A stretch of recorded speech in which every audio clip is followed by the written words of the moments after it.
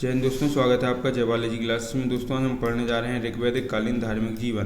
दोस्तों ऋग्वैदिक कालीन धार्मिक जीवन में हम सर्वप्रथम देखें तो ऋग्वैदिक धर्म जो था भौतिक जीवन से अत्यधिक प्रभावित था।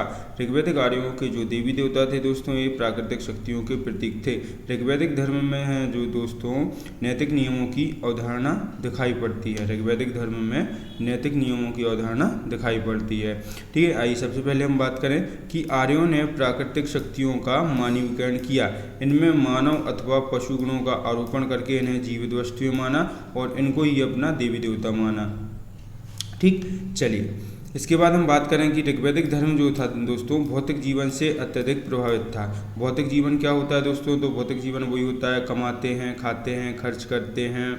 ठीक, वही है हमारा भौतिक जीवन। इसके बाद हम बात करें ऋग्वैदिक आर्यों के जो देवी देवता थे प्राकृतिक शक्तियों के प्रतीक थे। किसके प्रतीक थे? प्राकृतिक शक्तियों के प्रतीक थे। इसके बाद हम बात करें दोस्तों ऋग्वैदिक धर्म जो है इसमें ऋत की अवधारणा दिखाई पड़ती है, अर्थात ऋत अर्थात नैतिक नियमों की अवधारणा दिखाई पड़ती है। तो ऋग्वैदिक धर्म में जो है किसकी अवधारणा दिखाई पड़ती है? ऋत अर्थात नैतिक नियमों की अवधारणा दिखाई पड़ती है। इसके बाद हम बात करें दोस्तों ऋग्वैदिक देवमंडल में देवियों की तुलना में देवता महत्वपूर्ण थे। तो ऋग्वैदिक काल में देवियों की तुलना में कौन महत्वपूर्ण थे? देव महत्वपूर्ण थे या देवता महत्वपूर्ण थे। ठीक, इसके बाद हम बात करें दोस्तों ऋग्वैदिक आर्य जो थे बहुदेववादी थे, लेकिन अंतिम चरण में एकेश्वरवाद की भावना दिखाई पड़ने लगती है। ठीक, क्वेश्चन आएगा ऋग्वैदिक आर्य कैसे थे? तो बहुदेववादी थे। ठीक, लेकिन हम मानते हैं कि अंतिम चरण में एकेश्वरवाद की भावना दिखाई पड़ने लगी थी। ठीक, इसके बाद हम बात करें दोस्तों ऋग्वैदिक काल में देवी देवताओं को प्रसन्न करने का मुख्य माध्यम स्तुति था, जिसको हम क्या बोलते हैं? प्रार्थना भी बोलते हैं। ठीक है, तो ऋग्वैदिक काल में देवी देवताओं को प्रसन्न करने का मुख्य माध्यम स्तुति था। लेकिन दोस्तों उत्तर वैदिक काल आते आते देवी देवताओं को जो प्रसन्न करने का माध्यम जो बनेगा वह यज्ञ बन जाएगा। कौन सा बन जाएगा? यज्ञ बन जाएगा। ठीक, वहाँ पर स्तुति के स्थान पर यज्ञ का उपयोग होने लगेगा देवी देवताओं को प्रसन्न करने के लिए। ठीक है, चलिए इसके बाद हम बात करें दोस्तों देवी देवताओं को पृथ्वी, अंतरिक्ष और आकाश के किसी न किसी कृत्य का प्रतिनिधित्व करने के कारण 3 श्रेणियों में बांटा गया है। वो 3 श्रेणियाँ कौन कौन सी हमारी दोस्तों? पहली देखें हम पहली श्रेणी में बांट दिया हमने पृथ्वी के देवता, दूसरी श्रेणी में बांट दिया अंतरिक्ष के देवता, तीसरी श्रेणी में बांट दिया आकाश के देवता। ठीक, अब सर्वप्रथम पृथ्वी के देवता की बात करें तो पृथ्वी के देवता कौन कौन से हैं? तो अग्नि, बृहस्पति और सोम पृथ्वी के देवता है। इसके बाद हम बात करें अंतरिक्ष के देवता, तो अंतरिक्ष के देवता कौन कौन से हैं दोस्तों? तो इंद्र, रुद्र, मारुत, वायु, पर्जन्य, यम और प्रजापति, ये हमारे अंतरिक्ष के देवता हैं। ठीक है, इसके बाद हम बात करें दोस्तों आकाश के देवता कौन है? तो आकाश के देवता हैं वरुण, उषा, अश्विन, सूर्य, मित्र।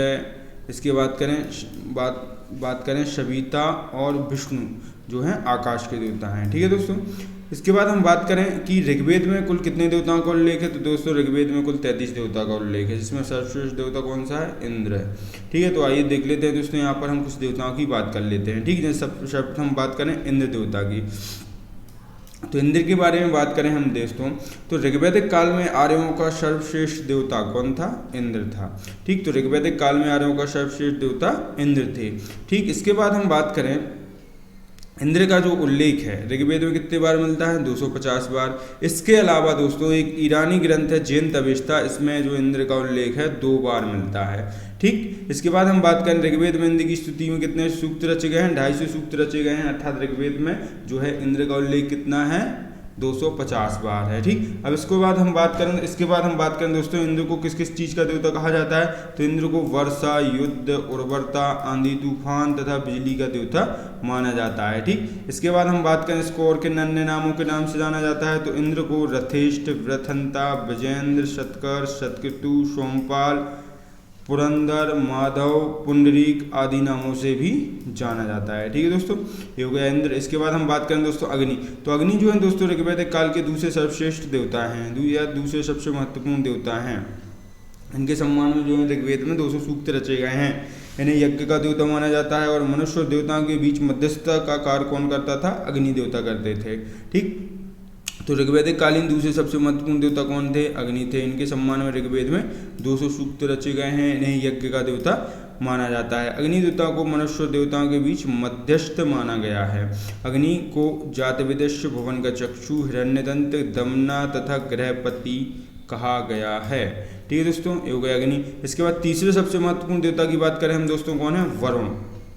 ठीक, पहले सर्वश्रेष्ठ देवता हो गए ऋग्वैदिक काल के इंद्र, दूसरे हो गए अग्नि, तीसरे हो गए वरुण।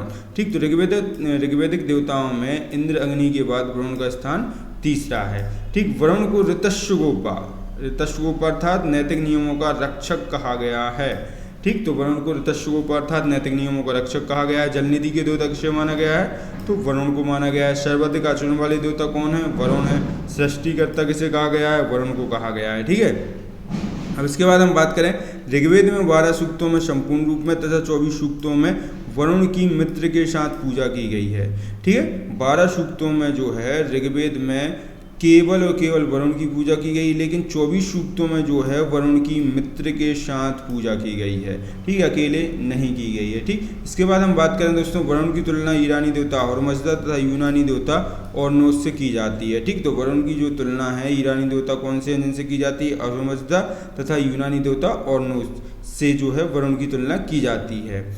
ठीक, इसके बाद हम बात करें सूर्य, तो दोस्तों ऋग्वेद में जो सूर्य की स्तुति है 5 रूपों में की गई है। ठीक, ऋग्वेद में सूर्य की स्तुति 5 रूपों में की गई है। इसके 5 रूप कौन कौन से हैं आइए देख लेते हैं। सूर्य, सवित्र, मित्र, पूषण और विष्णु, ये सूर्य के 5 रूप हैं। ठीक, सूर्य के सवित्र रूप अर्थात सविता की स्तुति में ही प्रसिद्ध गायत्री मंत्र की रचना की गई है। ठीक, तो गायत्री मंत्र किस देवता को समर्पित है? सविता देव को समर्पित है, अर्थात सूर्य देवता को समर्पित है। ठीक, गायत्री मंत्र ऋग्वेद के किस मंडल में है? तो तीसरे मंडल में है। इसके दृष्टा कौन है अर्थात इसके रचयिता कौन है? विश्वामित्र हैं। ठीक, इसके बाद हम बात करें सोम, तो सोम को दोस्तों वनस्पति का देवता या अधिपति माना जाता है। ऋग्वेद का समूचा 9वां मंडल सोम देवता को समर्पित है और दोस्तों 9वें मंडल के सभी 144 सूक्त सोम को समर्पित हैं। ठीक, इसके बाद हम बात करें दोस्तों ऋग्वेद में किन किन देवियों का उल्लेख है? तो ऋग्वेद में पृथ्वी, अदिति, उषा, रात्रि, अरण्यानी, दिशान तथा ईला नाम की देवियों की उपासना का उल्लेख मिलता है। आर्यों की सबसे सुंदर देवी कौन सी है दोस्तों? तो आर्यों की सबसे सुंदर देवी है उषा। यदि दोस्तों आपको हमारे पढ़ाने का तरीका अच्छा लगता है तो हमारे चैनल को सब्सक्राइब करें, शेयर करें, साथ ही साथ हमारे वीडियो पर लाइक और कमेंट करना ना भूलें।